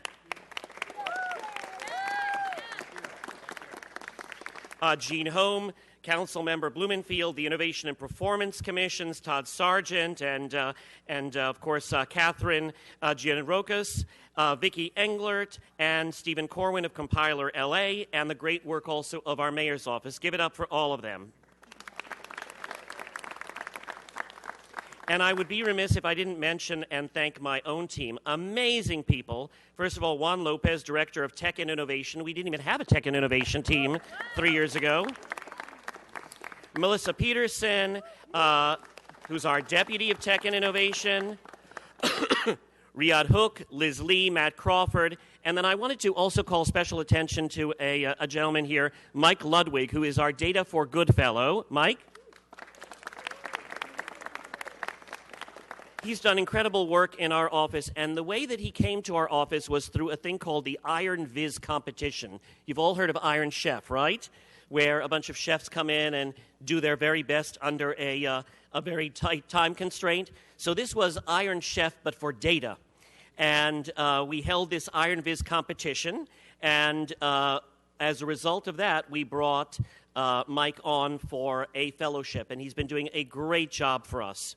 We've also launched a morning speaker series called Data and Donuts, where you can get your share of data and donuts and bringing together many different Angelenos in different departments. So we are here to celebrate the dedication of the individuals and volunteers who are beside and behind me. Hack for LA is an extraordinary example of civic innovation and community and government collaboration in action. By the way, I'm thrilled to see so many hackers who are women, especially this being Women's History Month. So give it up. Every Tuesday night from 6 to 9, coders, civic hackers, designers, government employees, activists, and students come together to help solve LA's problems and LA's issues with data and technology. They're going to come up and introduce themselves, but first I would love to give an opportunity for Ted Ross to say a word or two, and please welcome Ted Ross, who's done an amazing job and been a great partner in all tech and innovation for the city. And Mr. Galprin, if there was a Rolls Royce, I'd be driving it. Mr. Ross, come on forward. Good to see you. Excellent. Thank you so much. Very well said by Councilman Blumenfield and Controller Ron Galprin. Who would have thought the words open and data, two four-letter words that could be so transformational at the city of LA? I say that jokingly, everybody, just a joke. The reality is open data is such a powerful movement across the nation, and it's a movement that we're harnessing here at the city of Los Angeles. It's not just about taking spreadsheets and putting them up on a website. It's about taking government's greatest asset. It's taking our data and our information, and it's making it transparent and available for Angelinos, for people across the street, for people across the world, and then also using that to tell stories and to visualize. Controller Galprin does a fantastic job through his sites of painting a picture, so we're not just discussing what could be considered boring economic or boring types of insider information, but to paint a picture to really engage residents with our city government. Hack for LA is a fantastic example of an organization in which you've got hacktivists and people who are civic-minded connecting with the city of Los Angeles in a way that we've never seen before. And they're taking our information, and they're taking their brilliance and their intelligence and their skills, and they're working with us to create resolutions and solutions for the people of LA. We're also seeing it inside of our city departments. If I could bring in a whole list of city departments who we've been able to save large amounts of money simply by making that data not just available to the public, but better data sharing across city departments themselves. So there's so many different facets that for a really small investment of money in the last several years, the city has been able to transform so many different things. And when we look going forward, when we look at what data means, data is the fuel for the digital economy. Data is how Amazon and Google and a whole list of, and Snap, while we're speaking on that topic, have been able to deliver such fantastic products and been able to transform their industries. As a government, we need to be a data-driven government. I know I'm looking at a council who is very familiar with this concept, and we've had great leadership from our mayor, Eric Garcetti, to be a data-driven government. So we're not just taking our data and we're making it available, but we're leveraging it for our own insight. Whether it's human insight or machine-to-machine insight, data is what's going to be the transformational next step in which we are going to be able to make huge impact on the residents of LA across all communities to improve how we manage traffic, to improve how we do public safety, to improve how we deliver city services. Data is absolutely transformational, and there's no better time to discuss that concept than on Open Data Day 2017. Thank you very much. Thank you. Thank you, Ted, for being a wonderful GM in those words. Also, we want to recognize and introduce the co-captains of Hack for LA, Travis Corte, Nina Kin, and Anthony Rollins. They've had amazing leadership in making Hack for LA and its Food Oasis project such a success. And so I think they'll now want to say a few words. Come on up, Travis. Thank you, Councilman. I thought I was the only one who was wishing strangers a happy Open Data Day this morning, so I'm glad to hear that you are as well. Thank you to the Controller. You've been such a great leader in open data in our city, so that your kind words mean a lot. So Hack for LA, like the Controller said, is an all-volunteer group of technologists, government officials, government staff, really, and community members who come together every Tuesday night to hack. Now, I know that may be a scary word for some of us, so I just want you to set your mind at ease. We're talking about the sort of the programming jargon that means coming up with creative solutions to difficult problems. So when we're using computer vision algorithms to identify where you can and can't park on Los Angeles streets, that's hacking. When we're creating a responsive interactive map to show where you can and can't get healthy food in your area, that's hacking. But apps also don't tell the whole story. At our Hack Nights, we like to say we build three things: community, civic engagement, and software, in that order. yes, we're creating technologies that have practical purposes, but all the while we're removing gaps between government and technology community, and we're exposing people to new modes of civic engagement with the city and the county of Los Angeles. We've been going now for about a year with this new Hack Night series, a couple of years before that in previous incarnations. Like I said, we meet every Tuesday night at the La Kretz Innovation Campus at the LA Clean Tech Incubator. And we've got a bunch of exciting projects going on. So without further ado, I'd like to introduce you to one of them, the Food Oasis team, and Raven Hardison, who will tell you a little bit more about what they're doing with food security in Los Angeles. Thanks a lot.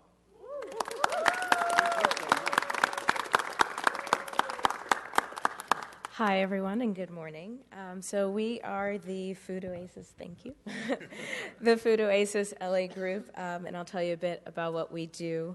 As Travis was saying, we came together about a year ago, actually, I think at the second Hack Night in this new series, and circled around the idea of food deserts. Tamira, who's here with us today, lives in a food desert and was very concerned with this issue, and a lot of us got excited about the pitch that she made and came together and decided to solve the problem.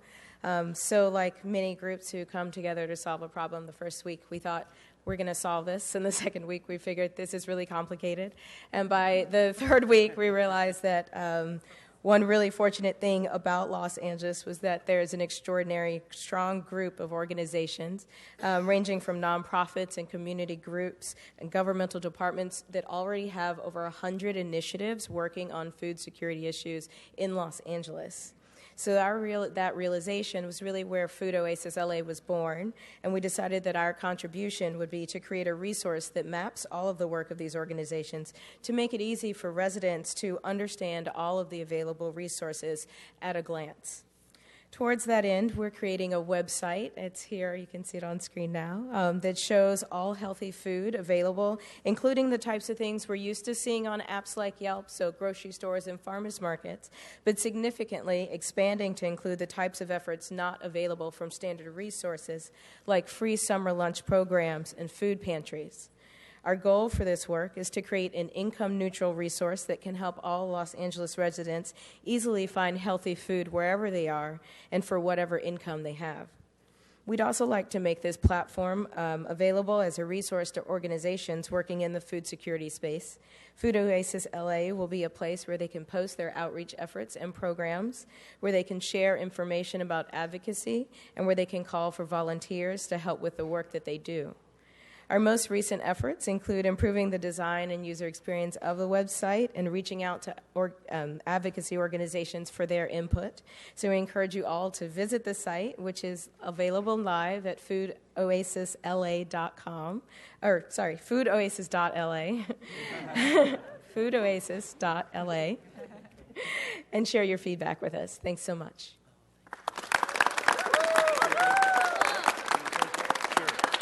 Mr. Englander, Mr. Blumenfield, Mr. Englander.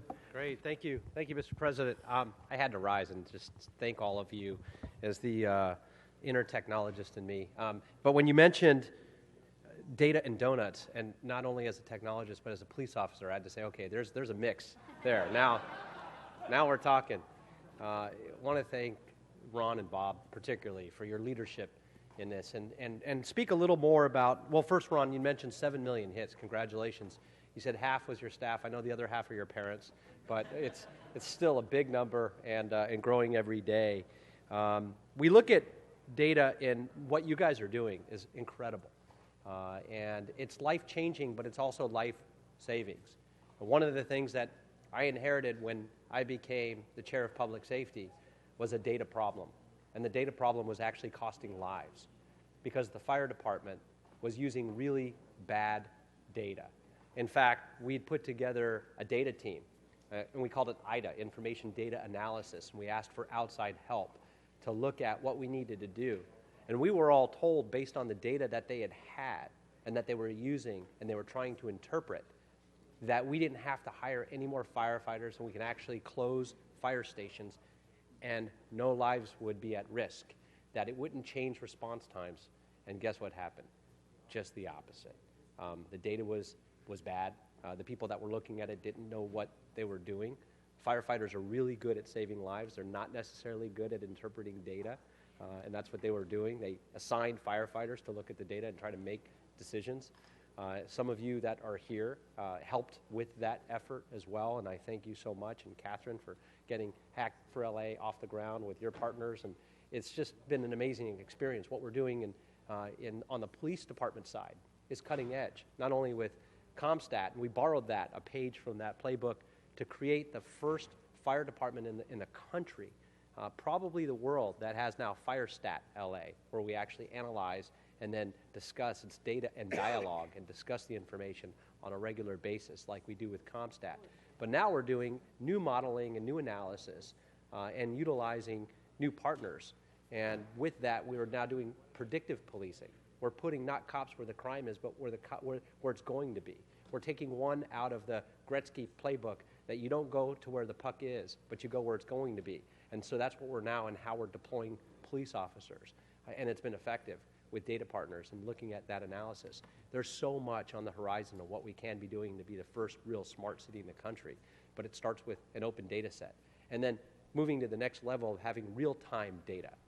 If you can imagine all the information that we're putting out there and that our controller's putting out there, if it were all updated in real time and getting the departments off these draconian platforms and into information that we can truly have dashboards and make decisions based on real information, because that's what we're all doing, is making decisions based on information that's often outdated, that's often not accessible, and you can't read it and doesn't have a smart GUI interface, and it's very difficult to drill down and look at a picture of what's happening.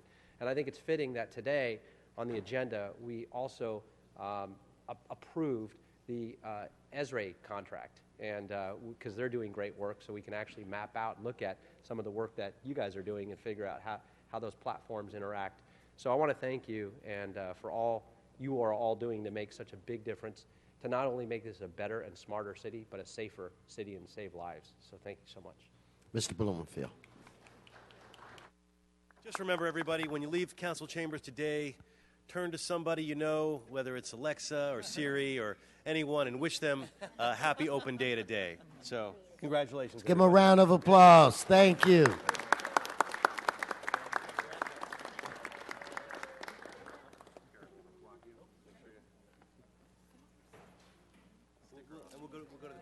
Yeah, if you guys could lead them to the back.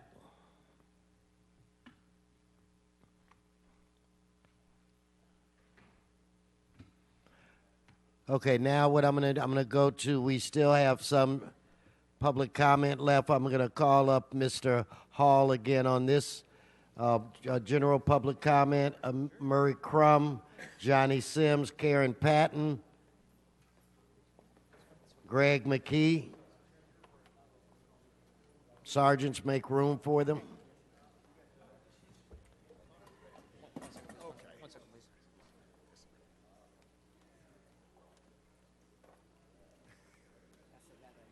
One minute, Mr. Hall. Okay, again, I want to apologize for the first time coming up. Wrong pushing of the button. I wanted to go for yes on Measure S. The affordable housing and the homelessness of the veterans. We need to have a more voice. We need to have more of a voice in the lower ranks. A lot of us have not been heard. A lot of times we're being passed on streets and seen by the sideways and the byways. And two people gives a couple ways just to make sure that we're out of the way getting to where they need to go. We need to say yes on this. That way we can stop the big companies from taking over and just forcing any type of rules that they want. We at least want to put a little bit of compassion. If we're going to give people land, I think we should know who live there, and I think we should know that they're going to be able to keep it.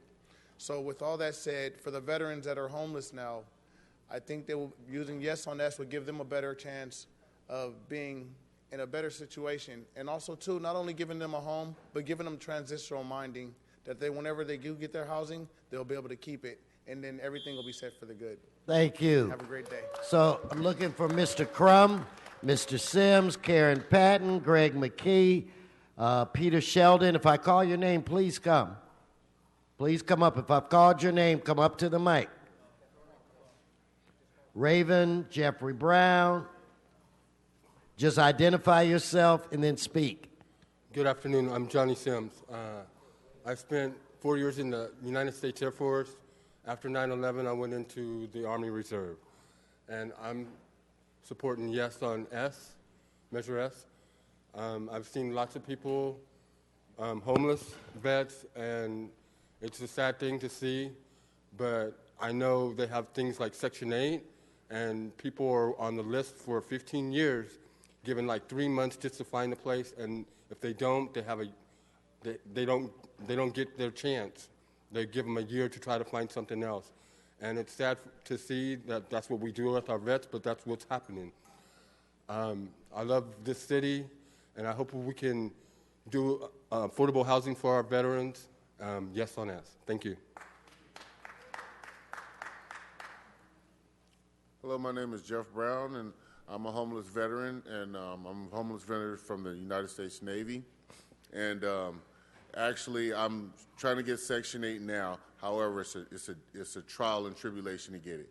It takes so long to get it, and by the time you do get it, the opportunity that you had for housing has gone and passed. So I'd like to improve that by voting yes on S. All right, thank you. Hello, my name is Greg McKee. I'm a veteran U.S. Navy. Homeless. I've been homeless for a couple years, and the problem that I'm running into is that if I were to get affordable housing, it would be in the same area that there's a lot of drug addiction, which I am struggling from also. And I think that Measure S, it would be a good thing for us so that we can open up the door and get housing. Thank you. Thank you, sir. Next, identify yourself. Hi, my name is Raven McGee. I'm here on behalf of the homeless vets. I hope we can close the gap and get the vets off the street and make this city a better place, get unified, and do what we can to just get the people off the streets. Y'all have a great day, and thank you. You too, man. You too. Thanks for coming down. I'm Ted. The vets pre-9/11, we were baby killers. And yet, who made this chamber possible? Who made immigration legal and illegal possible? It's the vets. So we need, when I came back, I went to General Motors and asked for a job. And asked them, do you hire veterans? They said, sure, after we hire everybody laid off from every other GM division. What kind of an answer was that? It was no answer. I had it soft in Vietnam. When I came home is when I went through hell. We lost our home to living expenses because we lost our primary caregiver. The vets made it possible, so let's have certificates that honors vets, and let's allow veterans to sign up for community service to get their work trucks back, regardless of whether or not they're living in them. We need them to apply for jobs and to move into affordable housing. Thank you. Next, identify yourself. My name's Karen Payton. Nice to see you. Nice to see you, Mr. Huizar, Councilman. I just want to say the gentleman before me mentioned caregiver, and I just want to put in a few words as a caregiver myself. The last 12 years I've been a caregiver of my mother with Alzheimer's, and it's a 24-hour-a-day job, and we do it out of our heart. And I know that there are people here, excuse me, I know there's people here that have loved ones that are living in dementia, and we love them, but we lose them, and it's very painful emotionally. It takes its toll physically on us. But I just want to say, please say thank you to the caregivers that are out there doing this work. Thank you. So thank you. Next speaker, please. Please identify yourself. Good morning, Mr. President, council What was your members. name? My name is David Pope. I am a veteran of the U.S. Army from 1985 to 1992. Served in the Persian Gulf War. I want to say to the council that the homelessness issue is extremely, extremely large. It's very important. to go away and fight for this country and the things that we say we believe in, and then to come home and exist, some of us, for years without any service, any access to service. And when we finally get it, it doesn't solve critical issues that we need because we are unrecognized. Not all veterans are physically disabled such that you can see them. Most all veterans, to some degree, suffer from emotional issues. So Thank please. Thank you. Thank you, Mr. Pope. Next person, please identify yourself. Hello, I'm Peter Sheldon, Air Force. And I grew up in Portland, Oregon, seeing the positive effects of urban renewal. I'll be real quick here. I would like to see, and I hope you can think of this way, a new philosophy of gentrification as we see it moving through society. But it'd be a great one just to have here, a renewal, a philosophy and better study, better eyes of gentrification as it's taking place in America. Let's try Los Angeles. Thank you. Yes, sir. Please come forward and identify yourself. My name is Charles Elmore, Vietnam veteran. I just want to say vote yes because we all need help. You know, we'll fight a war again if we have to, but we don't need to fight it here. We just need the housing. Thank you, sir. Next, please come and identify yourself. Wendell Watkins, United States Air Force. And homelessness is like twofold thing. You got the homelessness that if you give them housing, where they'll receive housing, then you got the homelessness that's done lost their mind. And my voice speaks for them, that somebody would outreach to them. So I said vote yes on Proposition X. Thank you for coming down. Yes, sir. Is this Mr. Crum? Come forward. Good morning. I spoke with the City Council a few days ago. I also spoke a few years ago here. The first time I spoke a few years ago, I mentioned that I had a job case with the FBI, was working for them on a volunteer basis, but had a problem called narcolepsy, a problem staying awake. I'm aware of various areas around Los Angeles County and elsewhere, field offices and so forth, for people such as Mitchell Engler, a field office on Oakdale Street in the San Fernando Valley, near the corner of Oakdale and Prairie, there where there's a Premier American Credit Union. I used to have a savings account with them, $50 in there, and they talked about playing games. I mentioned the other day that I didn't want to play games, was serious, but they mentioned about things like at stores where I was obtaining medication for narcolepsy, saying, would you like to play Monopoly? And a Marvin Broad constituency center in San Fernando. Thank you, sir. If I could get the next speaker. And thank you, Mr. Crum. I'm looking for Gregory Vaughn, Jose Galindo, Deborah Gromes, Eduardo Martinez. Need the next speaker. Yes, sir. Please identify yourself. My name is Greg Vaughn. I'm a homeless vet. I trained over 5,000 soldiers. I've got 3 honorable discharges, and I feel bad when I see soldiers that I've trained, that I've known, see them die, and see them injured, see them homeless. I just want to see it end. It's because I watched them serve. I trained them. I sent them. I saw what they did. And then I see how they're treated. And it's not good. So I just say yes on this. Thank you. My name is Eduardo Martinez, and I'm in charge of this group of veterans. Can I just do something for them? Can you all stand up and give them an applause, please? They risked their life for our liberty, and now they're facing housing. Can we get up and give them an applause, We appreciate, please? we do appreciate we do appreciate the service of all of our veterans, even though, members, I do have problems with individuals that I think are taking advantage of them as well. So I do want to say that as diplomatically as I can. Give this man back his time. Thank you.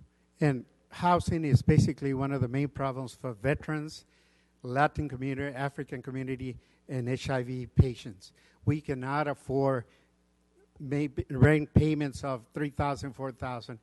A lot of these developers are coming in and taking us out of our neighborhoods and building these very high-rising, very pricey apartments and condominiums. We went through that with Travis Rabin years back when they built the Dodger Stadium. We don't want to go through that again. So please, we ask you to vote yes and yes. Thank you. Okay. So do I have Deborah and Mr. Galindo? Okay, that closes public comment. Again, to our veterans, thank you for your service. Thank you for coming down. Thank you so much. Mr. Huizar. A reconsideration for an item, but before I do that, I just want to take a point of personal privilege and just point out that, yes, we should acknowledge and recognize our veterans who have served our country.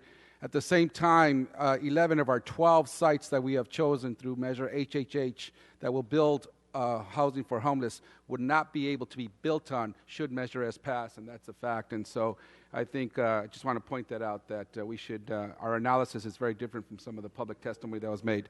No, they were, somebody came, talked to them, and gave them this information. So let's just go on and let's move your item. Great, thank you. Thank you, Mr. President. If we could reconsider item number 1H, we have reworked the lien that was assessed. Unfortunately, the individual that had lived there, we believe her testimony that she wasn't receiving this notices. She does not live there. She's caring for her mother who has dementia. And we have reduced the penalties. If we could reconsider 1H and then make a motion to assess a $592 fine lien instead. Okay, let's vote for reconsideration. Let's open the roll, close the roll, tabulate the vote. 10 ayes. And then what adjustment was that, Mr. Huizar? A total of 592. Now we'll vote for that. Let's open the roll, close the roll, tabulate the vote. 10 ayes. What business is before this body, Madam Clerk? Council has motions for posting and referral. They're posted, referred, announcements. If there are no announcements, could I get everyone in the chambers to write? But I'll recognize Mr. Blumenfield first. Yes. For an announcement, yeah. This week, I want to congratulate El Camino Real High School girls soccer team. This week, they made their 19th consecutive semifinal appearance, and this season they were 19-2-5. At 4 p.m. this Saturday at Valley College, they're playing the LA City Section Division I Championship against Granada Hills. If they win, it will be their 14th city title, so want to wish them the best of luck for El Camino. Best of luck. All right, I'm looking to my left. Announcements. Mr. Englander? On the announcement, I think Granada is playing El Camino, and if they win, so we will have a wager payable at Brent's Deli on the game. All right, done. Any other announcements? Now we'll go to adjourning motions. I'm looking to my left. I'll go with Mr. Englander. Oh, go ahead. Thank you very much. Colleagues, today it's with great sadness that we're adjourning in memory of Cheryl Kainani Ocean Goodman, passed away unexpectedly on February 6th in Honolulu, Hawaii at young age, at 53. Cheryl was the oldest daughter of Francine Ocean, someone who I know most of you know, and who we still hold dearly as part of our CD12 family. Lover of life, Cheryl was a true people person who had a large circle of friends. Her home with her husband, Michael, was always open to her friends when they needed to talk or when they had good news to share. She had a deep love for Hawaii and often traveled around the islands on adventures with her mother, Francine. Her warmth and love will be missed greatly by her friends and family. She's survived by her mother, Francine, and her husband, Michael, her brother, Daniel, and her sisters, Catherine and Karen. our thoughts and prayers are with the family at this time. And for those of you I know who, I'm sure know Francine, who is no stranger to this building and worked for Hal Burnson and Greg Smith many, many years, was very active with MTA, and our thoughts and prayers are with her and her entire family. So, thank you. Thank you. Now I'm looking to my Mr. Harris Dawson. Thank you so much, Mr. Chair and colleagues. Today I ask that the council adjourn in honor and memory of Mr. Lionel Jerome Ball, Jr. We're joined by some of his family members. I'll ask them to stand. Mr. Ball and his family moved to Los Angeles in 1963. He was the oldest of 3 children, known for his love of outdoors and sports, eventually joining Boy Scouts, playing football and running track. As one of 6 African-American students at his high school, he was elected senior class president and was heavily involved in other student and community service organizations. His professional creative efforts began at the early age of 16 at Verdugo Hills High School, with the opportunity to fill the position as sports editor for the Hearst-owned newspaper, The Record Ledger, in the Northeast Valley of Los Angeles.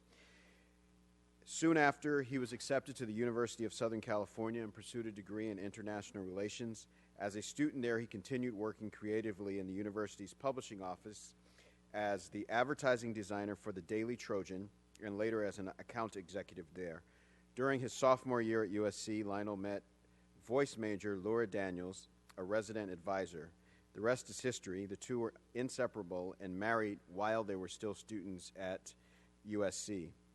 Before Lionel entered the entertainment industry, he developed his business sense working in a variety of management positions at General Motors, Thrifties, and Ross, which allowed him to combine his creative skills and the corporate experience. As a corporate employee, he continued his education at LA City College and UCLA and completed over 100 units in film and television production, his real passion. That additional experience facilitated his transition into the world of entertainment. Starting in post-production, he ended up building side careers in sound mixing and producing throughout his professional life. He taught his children the sound trade and modeled an independent and unconquerable entrepreneurial spirit, which follows each and every one of them to this day. In the past 10 years, under the umbrella of his South of the 10 production company, Lionel created and produced dozens of television pilots, feature films, live stage events, documentaries, and industrial projects. He amassed over 100 commercial and theatrical credits during his time. We lost him on this past February 21st. He was known for his affability and spirit of willingness to help others at all time, and will be remembered for his compassion. He mentored so many more people than we can list here today. He leaves a strong legacy, including his wife of 37 years, Laura Daniels Ball, his sons Langston, Lawrence, and daughter Lauren, godson Kedrick, brother Michael, and sister Juanita, grandchildren Trinity, Jonathan, Jackson, and numerous aunts, uncles, and nieces and nephews. We are very saddened to mark his loss, but we celebrate his gift to all of us here in Los Angeles. Yeah, here, Mr. Harris Dawson. Now I'm looking to my right. No adjourning motions on my right. Members, have a good weekend. This meeting is adjourned.